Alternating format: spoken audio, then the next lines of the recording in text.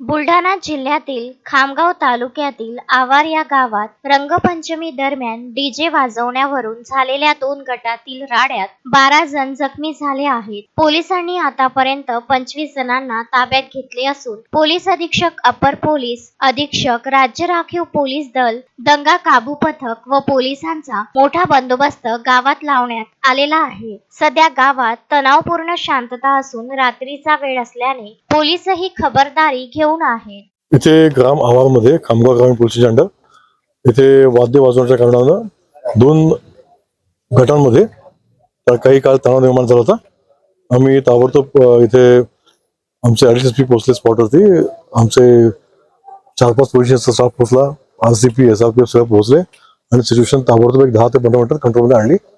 आता सध्या शांतता आहे आणि सिच्युएशन अंडर कंट्रोल आहे. किती लोकांना ताब्यात घेतलं?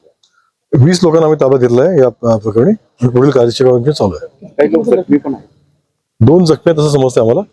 काय इशारा काय द्याल सर लोकांना, सूचना काय द्याल, आव्हान काय करत? शांततेचं आवाहन करू आम्ही. शांतता ठेवा आणि एकमेकांचा सन्मान ठेवा. पुरुषोत्तम भातुरकर, विदर्भ न्यूज, नांदुरा.